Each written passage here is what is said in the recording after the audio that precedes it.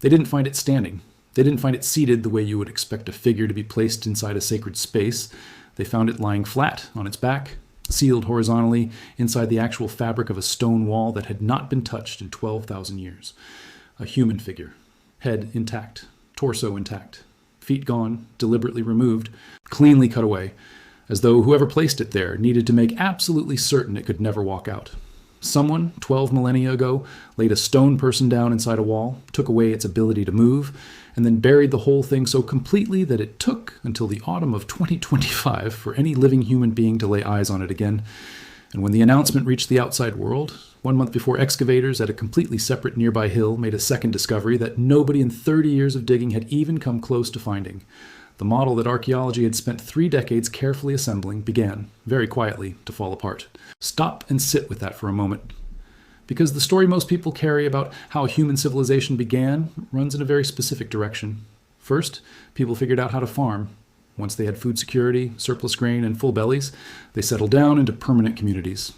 Then, once they had those communities, they had the time and the organization and the resources to build monuments and temples and eventually cities. That is the staircase.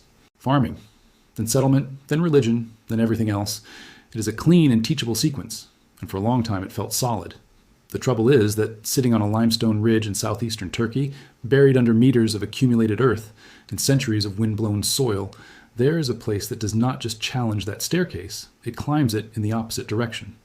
And with every single excavation season, what comes out of the ground makes the old textbook look less like established science and more like a comfortable story that important people simply agreed to keep telling. The place is called Göbekli Tepe. The name translates loosely as Potbelly Hill, which is exactly what it resembles from a distance. A swollen mound rising out of the flat plains of southern Anatolia, unremarkable from the outside. The kind of rise that shepherds walked across for thousands of years without a second glance, grazing their animals on its slopes, planting olive trees across its surface, never once suspecting that underneath their feet lay something that would eventually force scholars to rewrite the opening chapter of the human story. Because what is buried inside that hill was built more than 12,000 years ago. Read that number slowly because it does not sit comfortably beside much else that you think you know. 12,000 years.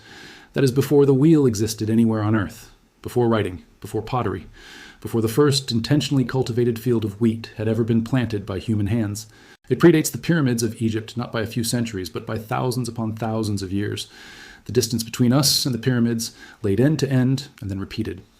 When the people who built Göbekli Tepe were moving stone up that hill, the entire rest of what we call civilization, as far as the old story goes, was scattered across the landscape in small mobile bands, chipping flint into spearheads, following animal herds across terrain that had only just begun to thaw after the Ice Age. And these are the people, hunter-gatherers with no metal, no draft animals, no written plans of any kind, who quarried blocks of limestone weighing as much as 20 tons each. 20 tons. That is heavier than a fully loaded transport truck. They cut those blocks from solid bedrock, shaped them into enormous T-forms taller than a grown man, dragged them across open ground without wheels, stood them upright inside carefully arranged circular enclosures, and then they did something that still stops researchers mid-sentence. They carved them. They covered the stone with foxes and boars and vultures and scorpions and snakes, with animals caught in full motion, twisting and running and coiling, with abstract signs and symbols that no living person on Earth has ever successfully decoded. They did not just move impossible weight with impossible coordination. They pressed their entire inner world onto the surface of that stone. They carved into rock the things that lived inside their minds. But here's what 2025 and the early months of 2026 have pushed even further into the open. And it is considerably stranger than a temple. In September 2025, Turkish archaeologists working on the restoration of Enclosure C, the largest and most impressive of the site's covered structures, made the announcement that sent shockwaves through the global archaeological community. Between structures B and D at Göbekli Tepe, excavators uncovered a rare human statue mounted horizontally inside the base of a room wall. The figure had a clearly modeled head and torso with features precise enough that researchers described the craftsmanship as refined artistic ability. But the feet were missing, not broken off by time or accident, removed deliberately, cleanly. The statue had been sealed into the architecture of the building itself, built into the wall as though it were a structural element, as though the people who placed it there intended it to become part of the hill forever. Turkish Culture and Tourism Minister Mehmet Nuri Ersoy, who announced the discovery during a ceremony at the site, described it as an opportunity to reassess prehistoric concepts of death beyond conventional burials and skull traditions. Researchers noted that comparable finds had been made at nearby Karahan Tepe, part of the same broader Stone Hills project encompassing more than a dozen Neolithic sites across the region. But what made the Göbekli Tepe statue different, what made specialists lean forward in their chairs when they first studied it, was where it was found and how it was placed. This was not decoration. This was not a statue displayed in a niche for worship. This was a figure built into the very bones of the structure. An ancestor, perhaps. A guardian. A spirit pressed into stone and sealed inside the wall so thoroughly that not even the passage of 12 millennia could shake it loose. The building into which it was placed, Enclosure C, is the site's largest standing structure. Restoration work conducted during the 2025 season involved reinforcing walls, reassembling sections, and carefully re-erecting multi-ton pillars back to their original documented positions using mortar mixed with goat hair to match ancient construction methods. Around 1,000 olive trees were relocated from the slopes to protect the landscape. The scale of the preservation effort alone speaks to how seriously the Turkish government and the international archaeological community now regard what this hill is still giving up. And then 1 month later, at Sefer Tepe, a hill in the same region that had sat largely unnoticed for decades despite sitting inside one of the most intensively studied prehistoric landscapes on Earth, excavators uncovered 2 carved human faces on shaped stone blocks, one executed in high relief, one in low relief, both displaying a style entirely distinct from anything found at Göbekli Tepe or Karahan Tepe or Sayburç, the other key sites in the region. 2 faces that nobody had ever seen before, from a hill that nobody had even properly excavated, looking out from stone that had been buried since before recorded history began. These were not isolated curiosities. They were pieces of a much larger picture that the last 2 years have been forcing into focus. Because here is what the geomagnetic surveys and ground-penetrating radar sweeps conducted across the wider Göbekli Tepe hill and the surrounding landscape have revealed. What archaeologists had been studying for 30 years was not the whole story. It was not even close to the whole story. Beneath the fraction of the site that shovels and brushes had reached, the instruments began reading shapes out of solid earth, rings within rings, arcs of buried stone tracing the outlines of enclosures that no excavation tool had ever touched. One resolved out of the static, then another, until the count climbed well past what anyone had expected. Beneath meters of packed soil and wind-blown sediment, entire buried structures were drawing themselves in electromagnetic signals.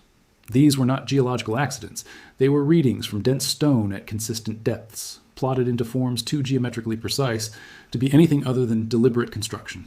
And then, inside the data, came a shape that stopped the analysis team cold. Not a circle.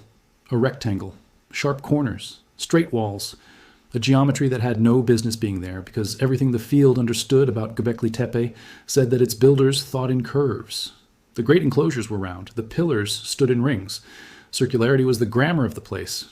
But here in the radar plot were rectilinear structures sitting alongside the circles. A completely different architectural language buried in the same soil, built by the same hands. Rectangles are not ceremonial shapes. Rectangles are rooms. Rectangles are storage. Rectangles are the shape of a place where people do not simply gather and then leave, but stay, where they sleep and eat and keep their grain and raise their children. The instruments were suggesting that the people who built Göbekli Tepe had not only come to worship and then vanish back into the wilderness, some of them had lived there. And this is where the discovery of grinding mills, flint sickles, and evidence of food processing activities found at multiple Tash Tepler sites becomes impossible to dismiss. The purely ceremonial model, the one that dominated archaeology for 3 full decades, the picture of a hilltop sanctuary visited seasonally by wandering bands who left no trace of domestic life, that picture cannot hold anymore. Researchers have now confirmed what the radar had suggested. Evidence of living quarters, evidence of food storage, evidence of ongoing permanent or at minimum semi-permanent habitation at a site that predates everything our textbooks say was required for such habitation to exist. Think about what permanent settlement demands. A ceremonial site can be built in bursts of collective labor by people who scatter afterward, but a structure that houses a living community, that stores food across seasons, that divides space into distinct functions, that requires someone to decide where the granary goes and where the sleeping quarters sit and where the workers eat, that implies something else entirely. It implies sustained planning, division of labor, coordination that does not collapse the moment the ritual ends. It implies a society with enough organizational complexity to maintain an ongoing enterprise, rather than a seasonal gathering. And every single one of those implications arrives at Göbekli Tepe roughly 10,000 years before anyone thought such things were possible. The University of Edinburgh's Dr. Martin Sweatman published a study in the journal Time and Mind that deepened this picture further still. His team's analysis of the V-shaped carvings on Pillar 43 in Enclosure D, one of the site's most famous, the most intensely studied pillars, proposed something that serious researchers had circled for years without quite saying aloud. The carvings, they argued, represent the world's oldest known solar calendar. Each V symbol they found appears to represent a single day, and one pillar contains 365 of them, matching the days in a solar year with a precision that is not easily explained away as coincidence. The summer solstice appears to be marked. Lunar cycles appear to be tracked. The study found that the animal symbols carved across the pillars associate with specific constellations visible in the night sky as it appeared 12,000 years ago, before the slow wobble of the Earth's axis had shifted them from their ancient positions. Sweatman concluded that the people of Göbekli Tepe were tracking precession, the gradual change in the orientation of Earth's rotational axis, at least 10,000 years before the Greek astronomer Hipparchus documented it in 150 BC. That is not an incremental revision of the timeline.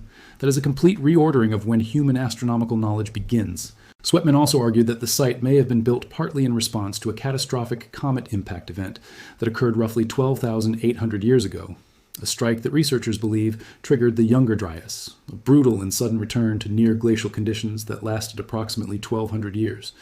Forests that had just begun recovering from the previous ice age withered. The great herds that these people followed and depended on thinned, staggered, and collapsed.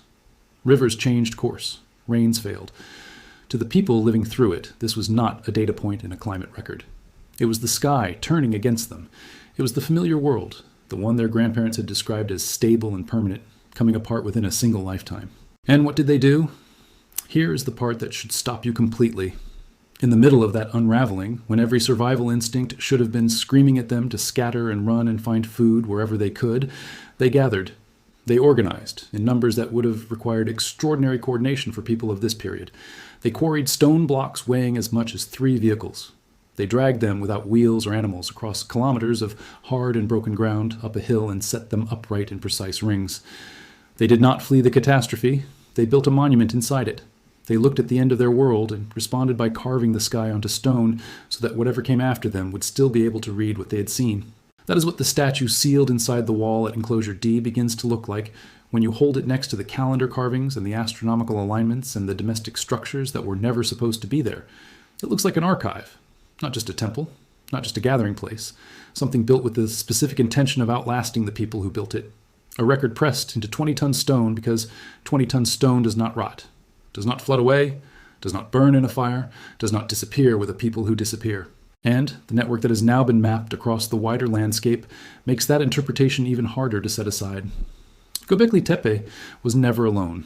Karahan Tepe, a short distance away, has its own T-shaped pillars and its own enclosures, including the site where a 2.5-meter human statue with realistic facial features attached to a bench, the largest known from this entire period, was discovered. Sabers has its carved walls depicting scenes that echo the imagery from the hill. Sefer Tepe, newly open to serious excavation, is already producing faces from stone that nobody had seen until last year. The Stone Hills project now encompasses 12 confirmed Neolithic sites across Şanlıurfa province, actively investigated by 36 international institutions and more than 200 researchers and students. At least 15 more buried enclosures are estimated to remain beneath Göbekli Tepe alone, and one of them may date back as far as 15,000 years, which would push the origins of this complex back 3,000 years further than the current established timeline. This was not one hill with one impossible building. This was a civilization reaching toward existence, a network of communities across an entire landscape, sharing the same symbols, the same architectural vocabulary, the same set of rules for how images were arranged on stone. A culture that repeated the same signs and the same configurations across dozens of sites and across a span of centuries is not decorating. It is communicating. It has something that must be remembered and something that must be passed forward. It has an identity that extends beyond any single band or valley. That is not the behavior of disconnected wanderers. That is the behavior of people who understand who they are collectively and are working very hard to make sure that understanding survives. So where does all of this leave us? With 3 interpretations, and the strangest truth is that none of them cancel the others out.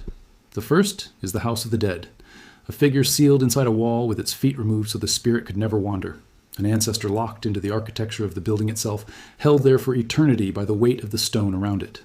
The second is the observatory and the archive, a place built to record what the sky did, what the comet left behind, what the seasons demanded, A pictorial language pressed into stone so it could outlast every person who had ever spoken it. The third is the social anchor, a gathering point where scattered and frightened communities came together during the worst centuries their world had ever known, to trade knowledge, to share food, to remember that they were still a people even while the planet worked to erase them. A tomb, a library, and a meeting place all rising from the same hill in the same collapsing era.